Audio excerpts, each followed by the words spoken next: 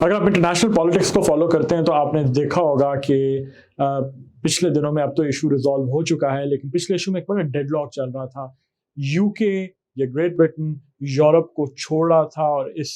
Process को Brexit कह के रेफर किया जाता था। ब्रेग्जिट का मतलब था कि ब्रिटेन एग्जिट कर रहा है यूरोपियन यूनियन को, ईयू को, जिसे ईयू कहते हैं, यूरोपियन यूनियन को एग्जिट कर रहा था, उस मुआहदे में से निकल रहा था या उस कलेक्टिव यूरोपियन अरेंजमेंट में से अलहदा हो रहा था। तो ये जो प्रोसेस था इसमें बड़ा एक डेडलॉक रहा बहुत देर के लिए, जी, जिसको हम ब्रेग्जिट डील कहते हैं, इसमें बड़ा डेडलॉक रहा इस तरीके से कि दोनों पार्टीज एग्री नहीं कर सक रही थी उन टर्म्स एंड कंडीशंस पर जिस पे ब्रिटेन लीव करेगा यूरोपियन यूनियन को। तो ये जो डेडलॉक था फाइनली बहुत लंबी नेगोशिएशन के बाद, रेफरेंडम्स के बाद, यूके के अंदर रेफरेंडम हुए, बहुत लंबी प्रोलॉन्ग्ड एक नेगोशिएशन का प्रोसेस था, बातचीत का, इस डेडलॉक को रिजॉल्व करने के लिए। डेडलॉक कहते हैं जब दो पार्टीज या तीन पार्टीज या चार पार्टीज, लेकिन जब वो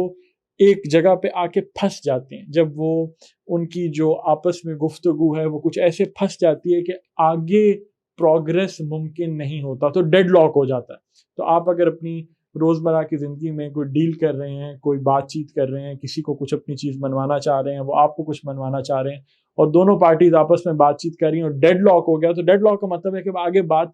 चल नहीं रही, वो फंस गई है। तो अगर हम इसको सेंटेंस में यूज़ करें तो हम मसलन कह सकते हैं कि Brexit the Brexit deal was stuck in a deadlock for a long time before it was resolved. तो वो एक डेडलॉक था जिसमें वो फंस गई थी इससे पहले कि वो इवेंचुअली फाइनली अभी हाल ही में जाके रिजॉल्व हुई है।